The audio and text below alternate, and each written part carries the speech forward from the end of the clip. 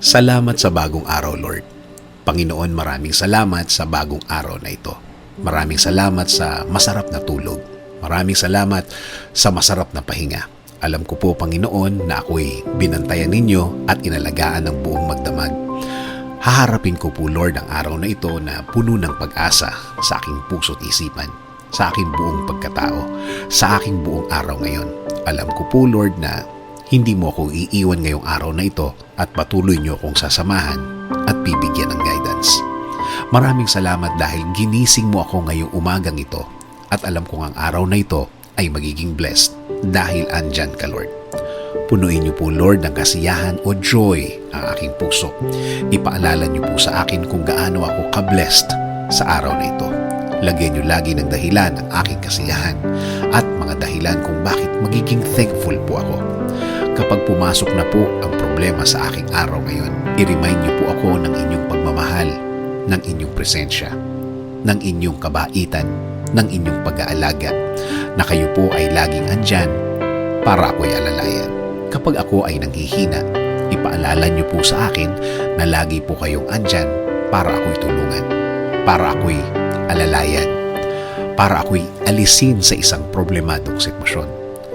Lord, kapag naalala ko ang aking problema, please remind me that you got me, that everything will be okay and fine. Please remind me also of my purpose. Kung bakit ako nasa mundo, kung bakit ako nabuhay, kung bakit ako andito para sa araw-araw, para paglingkuran kayo at mahalin. Kasama na ang mga nagmamahal sa akin at nagpapahalaga na kayo pa din ang dapat masunod sa aming buhay. Naniniwala kami sa inyong plano na lahat-lahat na gusto niyong gawin sa amin ay makakabuti sa amin, na ang lahat ng plano ninyo ay makakabuti sa aking kinabukasan at kinabukasan ng aking pamilya. Lord, patuloy niyo pong pasukin ang aking buhay.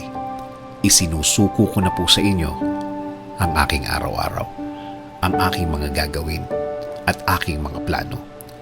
Patuloy niyo kaming bigyan ng guidance sa araw na ito at sa mga susunod. Alam ko po, Lord, na ang araw na ito ay mas mabuti, mas maganda, mas produktibo kesa kahapon. Dahil ang lahat ay magbabago kapag kasama ka namin, Lord. In Jesus' name we pray. Amen. Sabi nga sa Lamentations 3:22-23, "The steadfast love of the Lord never ceases. His mercies never come to an end. They are new every morning. Great is your faithfulness."